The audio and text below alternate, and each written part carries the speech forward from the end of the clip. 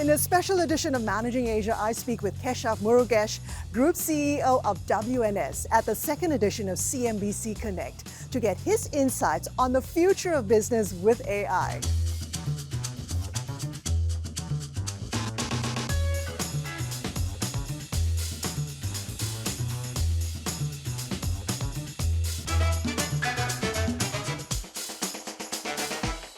Welcome to this edition of Managing Asia's Fireside Chat AI Insights. Keshav, you and I have known each other for a long time. But for the sake of this audience, I enlisted the help of someone to help me make the introduction. Who is Keshav Murugesh, CEO of WNS? Say it in less than 100 words. Keshav Murugesh is the CEO of WNS Global Services, a global business process management company. He has been with WNS since 2010 and has played a key role in expanding the company's services and global presence. And to add to that introduction, the company's services include helping businesses with their digital transformation journey by implementing AI solutions to optimize their operations. Today, WNS has more than 200 clients in various industries, including travel, healthcare, retail, and banking. Keshav, let's get into the conversation. It's been 14 years since you took over the reins of WNS. The IT outsourcing industry has changed so much since then. Did you ever envision leading a business where AI would play such an important role in the way you service the needs of your clients today? No. When I took over the reins of WNS 14 years ago, who expected that there would be this much of transformation, as a result of which we would come across a model where artificial intelligence would be driving great business outcomes, for the future.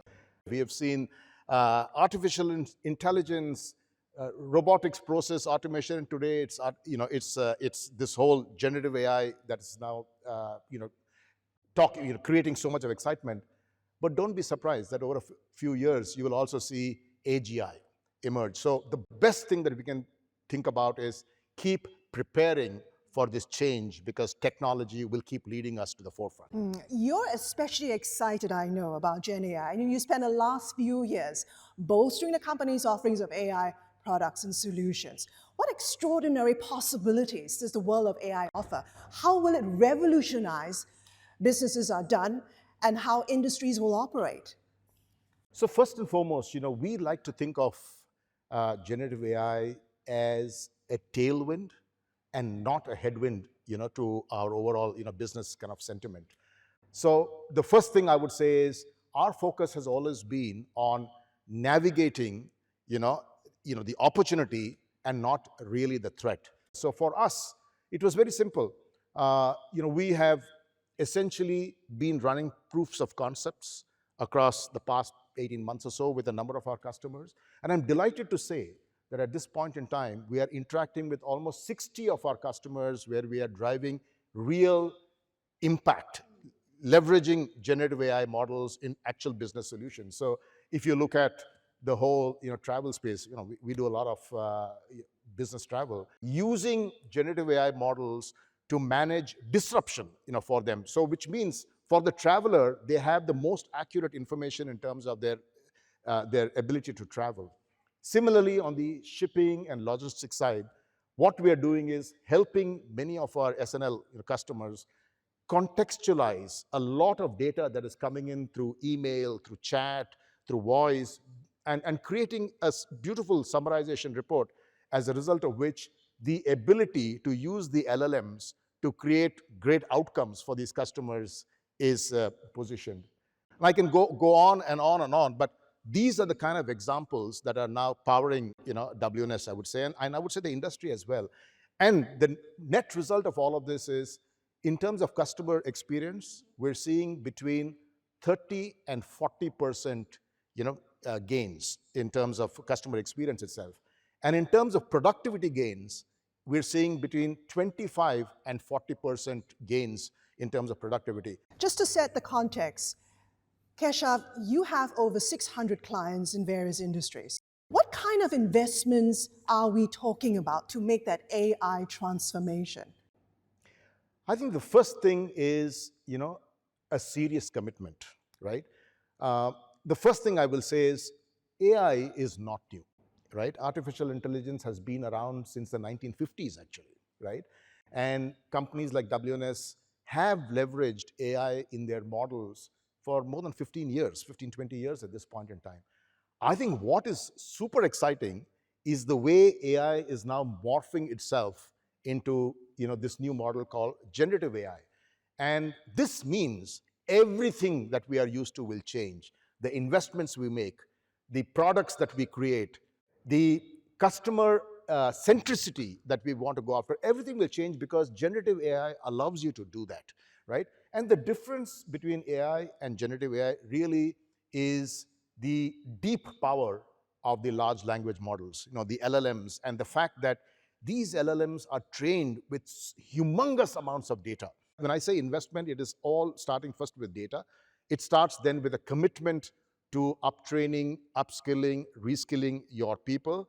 And then it ends with your being very clear about the fact that it may create huge productivity impacts, right? But you have to play that game, make that investment in order to go after the bigger Let's talk prize. about that productivity impact. You said there's going to be an increase in productivity. Does it ultimately also mean a decrease in business costs? I would say it would make your cost more variable, Christine, as opposed to What does variable mean? So, quite often, I mean, you look at, core functions of companies, right? You are used to looking at costs around 200 accountants, 500 people doing, certain jobs, things like that. But with technology, what has happened is you use algorithms, you use the AI models, essentially to make those people more efficient. And productivity meant you reduce the number of people, doing the job, and you allowed the commoditized, repeatable tasks to be done by technology. That's really, what has happened. With AGI, with the generative AI, what is going to happen is that is going to take on a much bigger leap, right? So productivity is going to increase dramatically. So you could see productivity in the region of 60%, 70% as well. But how much right? could it cut down business costs by? So again, it will Because make that's what business, this audience wants to know, right? it will make business more efficient. It could mean cost, but more importantly, you should use it to increase your top line, right? The focus of this is how does it help with making cost more variable, reducing cost to some extent, but more importantly, using all of this to drive a higher outcome in terms of your sales line. That's really where the excitement really comes together. Coming up, how many of you are investing in generative AI right now? How many of you are not investing in generative AI? So you're telling them they should be terrified. More with Keshav Murugesh, Group CEO of WNS, after the break.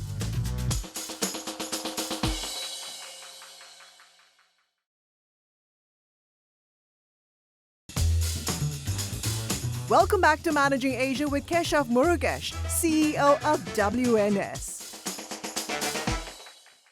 So you talked about tailwinds. Let's talk about headwinds. But before I go to you, I want to get a show of hands from the floor. How many of you think AI is going to be a big game changer? And how many of you think it will make life easier and the world a better place? Can we have a show of hands? Almost everyone in the room. Yeah, game changer. But, there's a but.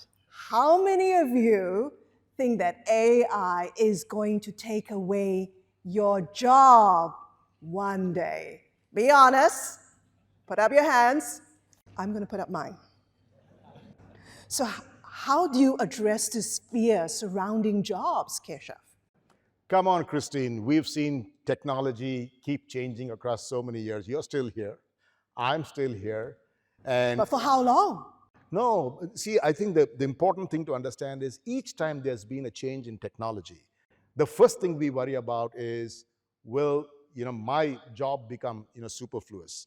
But the reality is, each time there's been this change, and each time what has happened is human ingenuity has been such, and our innovation power has been such that we've always leveraged that technology and that change to create new opportunities for ourselves. So there is still a role for human intelligence. I think there is huge opportunity still because human behind the wheel is going to be very important. And we have to understand that technology has to be subservient to the human's existence. It's only a tool, it can never be a solution, right? And therefore, all I will say is, as long as we are upskilling ourselves, we are reskilling ourselves, we are staying relevant, and we are moving with the times, we will always be needed, and we will always be useful.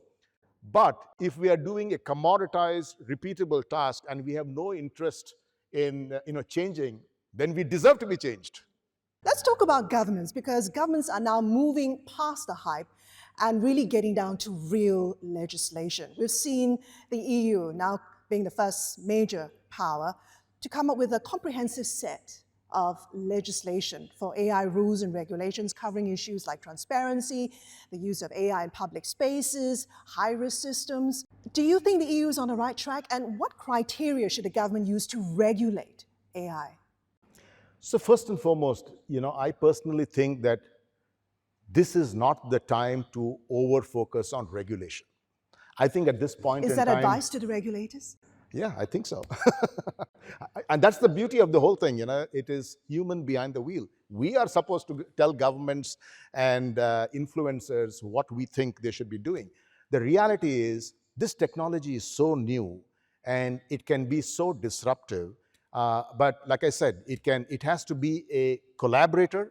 It cannot be a competitor to human beings, right? So what we need to do is focus really on democratization of this technology so that it is available to more and more people. I think that's where the intent is. So not regulating out of fear? No, not regulating out of fear. I think it is more to enable this technology, because what everyone is trying to do is to dispel the fear that this technology is going to take away people's jobs. But more governments are going to follow suit in the so. various countries. Yes. So how does an AI practitioner like yourself, how are you going to navigate the myriad of rules and regulations in each and every different country? Isn't it going to be very complicated? Yeah. So the first thing I would recommend is for countries, to focus on collaboration and creating legislation, partnerships, and innovative programs with each other in order to make sure that humankind keeps making progress. That's the first thing I would do. And I really want to talk about a great example of India. If you look at India, India has stayed neutral to all of this. And obviously there is some legislation being spoken about. There is a ministry that has been created for artificial intelligence, and there's a special task force that has been created to drive this. But the focus of India has been all about how do we work with other countries that have already stolen a march over India in some areas in this particular field, collaborate with them. So we have a tie-up with the UK, we have a tie-up with the US, we have a tie-up with Germany.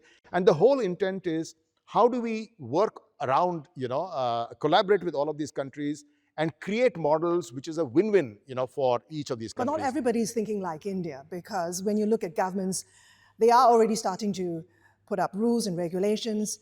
What is the risk of over-regulation when you look at a level of compliance and the guardrails being erected?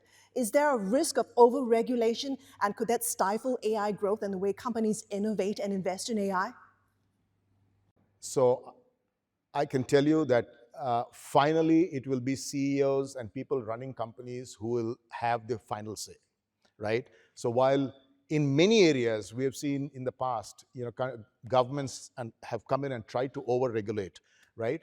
But finally it has been people running businesses who have to create jobs, who have to create surpluses, who have to create great business outcomes, who make the final determination. But do you think there is going to be a risk of over-regulation? No, I don't think so. Do you fear? I don't fear that at all. Be the case? I actually think that during my interactions with governments, that they are looking at it very, very proactively. They're look, every country is trying to create a protectionist kind of environment at this point in time. Why just AI or generative AI? You look at chips, you look at oil, you look at water, you look at agriculture. Every country wants to create its own resource base at this point in time. So in that light, everyone is also looking at, should we start looking at legislation around this topic as well? But finally, good sense, I think will prevail. So looking at the list, we've got the US, we've got China, we've got India, we've got UK, all investing heavily in AI technologies. Give us your gut feel. Who do you think is going to lead and win the AI race? So, Christine, this is not a war, right? This is a huge opportunity for the world to come together and really collaborate on this very interesting and immersive kind of topic. Each of these countries, I mean, the US, the UK, Japan, one or two others, have made humongous investments in this kind of topic. But the reality is, I think over a period of time, we have to get together to influence countries, legislators, companies, individuals to drive this, fostering collaboration message, right? I think the whole power of these countries and these companies can come together in terms of making the world a better place, leveraging this technology, focusing on climate change programs, eliminating biases, things like that. I think that's where we should, get everyone to focus on. I really don't think that this is going to be a war that has to be won by, a particular country. I can also tell you that from a company's point of view, because, obviously a lot of CEOs will be listening to this as well. 3 years from now, if you are investing significantly in generative AI, you might be disappointed, right? As we have seen with many technologies, sometimes the hype is much bigger than the reality. But 3 years from now, if you are not investing in generative AI, you are going to be terrified, because those companies that made the investments now will be far ahead of you. That's one advice. How many of you are investing in generative AI right now? How many of you are not investing in generative AI? So you're telling them they should be terrified. They should be terrified. So, but it's, the best part, Christine, about this technology is we are all in the same place at this point in time, right? So we're at the starting point. This is a great time to get our action plan together. Think about what is the grand vision that we want to, to create for our businesses. Make sure that we have the right skilled talent behind that vision, and make sure that we put the customer at the center of everything. If we do all of that and skill our people and put the investments behind it now, our ability to transform our business models and be relevant in a future world is going to be very, very high. So you're not going to tell me who's going to win the AI race, right? No. You completely avoided that question altogether. The whole world is going to win the AI race. In fact, I'll tell you. Is it going to be China? Is it going to be India? What about the US? I think every one of these countries has their own plan, and all of them are ultimately going to use this technology to create more productive. If this audience were not here, would you be able to tell me? No, actually, because I think there's a... Christine, why does the Tesla car not drive itself even today? Because sometimes the hype is much bigger than the reality.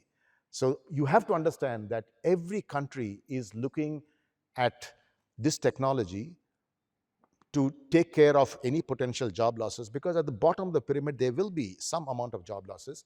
But more importantly, leverage this technology to create higher productivity, so the people who are losing those jobs are going into completely new jobs, right? So I actually think that this is going to be a net winner for every country that actually executes on this vision.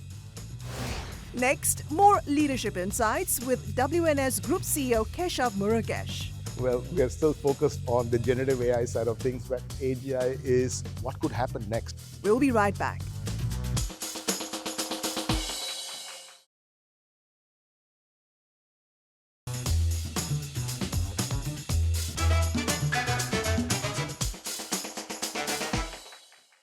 Keshav, you talked about endless possibilities for AI and the reality of AI. What comes after? What's next? You mentioned AGI. What is that?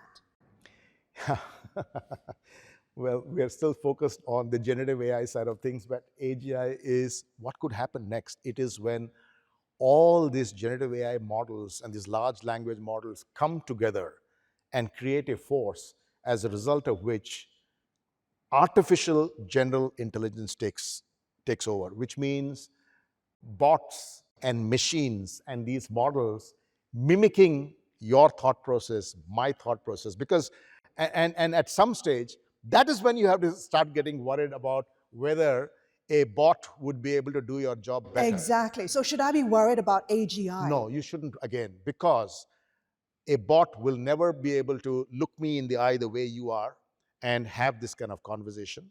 It may ask, better questions, frame the English differently, things like that, but it will never create that human connect for which we all live, right? So that I'm very certain about. But again, man's ingenuity is such that we will leverage that technology to create even higher productivity and new business models. People have always said in the past, who needs a companion robot for a conversation? But there is always a need. And these bots are driven by AI and generative AI kind of models. So human need and the customer need is constantly changing, and this will fuel it. There was a recent article by the Harvard Business Review about whether AI can make us all better leaders. And this has sparked a huge debate about whether this dependence on data and AI will make CEOs more human or less human. Before I get to you, Keshav, how many of you think that AI is going to make CEOs more human? No show of hands. How many of you think AI is going to make CEOs less human? Whoa, the numbers speak for itself. Where do you stand on this issue, Keshav? I think the soft power of what leaders stand for is really what they like to focus on. I will only say that artificial intelligence, technology, generative AI, and potentially any other new technology that is going to come along the way will only make leaders a little more efficient, deliver numbers better, probably help them take decisions better. But I don't think they're going to become better leaders as a result of that. So, if you ask me, for example, when I wake up every morning and go to work, my focus obviously is to make sure that my company does better, my investors do better, and all stakeholders do well. But the prime reason I go to work every day is because I have 60,000 employees, and I take an average of 4 people per family, and I want to be relevant in terms of ensuring that 240,000 people that I and my team are responsible for, are fed every day, right? And if generative AI and technology models can help me deliver that, why not? You've been recognized in the industry as a visionary and a champion of innovation. How would you describe your leadership and your management style? Has it changed because of AI? Well, Christine, I believe in just one saying, every morning when I wake up, I work hard, like as if, everything depends on me. But I also pray harder, like as if everything else depends on God. So technology or not, I really think there's a force beyond that helps us make the right decisions and stay relevant. And finally, let me end up with, what advice would you give CEOs and leaders in this audience about how to drive and how to navigate a business in an AI-driven future? Just go out there with complete passion, because everyone is at the starting block at this point in time. So just go out there, be confident that this is going to be something that you can leverage to deliver great outcomes for the long term. But do it today, don't do it 3 years from now. Because if you look at how technology changed in the last many years, there were many CEOs who said, you know what, I'll attempt, enlisting RPA later. I'll attempt enlisting AI models later. I'll attempt enlisting machine learning later. And most of them got left behind as a result. So this technology will not allow you to be complacent. You will have to go ahead and do it today, if not now. Any mistakes to avoid? Remember, focus on the outcome you want and not the tech stack. Technology has to be subservient to what the human needs to get done. What a great and timely conversation, Keshav. Thank you so much for being with us here today. Can we give him a warm round of applause, please? Thank you, Christine. And I've been speaking with Keshav Murugesh, Group CEO of WNS. Hope you've enjoyed the conversation. For more interview highlights, check out managingasia.cnbc.com. I'm Christine Tan. Thanks for watching.